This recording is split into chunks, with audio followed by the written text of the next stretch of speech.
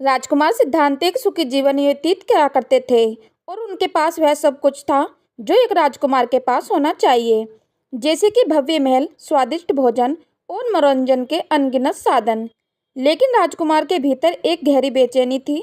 उन्हें दुनिया के दुख, बीमारी, बुढ़ापा और मृत्यु के बारे में जानने की तीव्र इच्छा थी।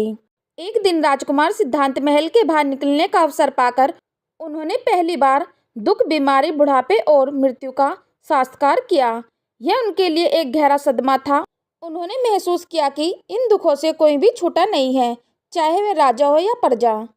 इस अनुभव ने उन्हें दुखी कर दिया और उन्होंने राजपाट त्यागने का, इन दुखों का कारण जानने का प्रण लिया। उन्होंने वैभवपूर्ण जीवन छोड़ दिया और एक साधारण साधु का जीवन अपना लिया।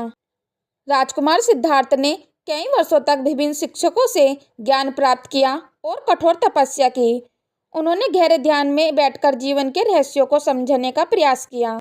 आखिरकार एक रात बोधगया में एक पीपल के पेड़ के नीचे ध्यान करते समय उन्हें ज्ञान की अनुभूति हुई और वह बोध बन गए। बोधत्व को प्राप्त करने के बाद उन्होंने अपना शेष जीवन दूसरों को दुखों से मुक्ति का मार्ग सिखाने में लगा दिया।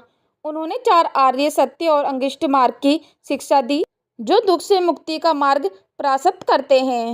दोस्तों, गौतम बुद्ध की कहानी यह सिखाती है कि सच्ची खुशी भौतिक सुखों में नहीं, बल्कि ज्ञान और करुण के मार्ग पर चलने में मिलती है।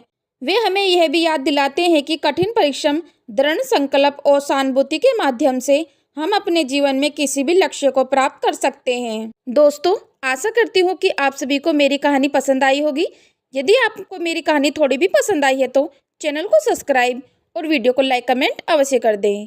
चलो तो दोस्तों, फिर मिलते हैं नए ज्ञान के साथ। हम लेते हैं आपसे विदा। धन्यवाद।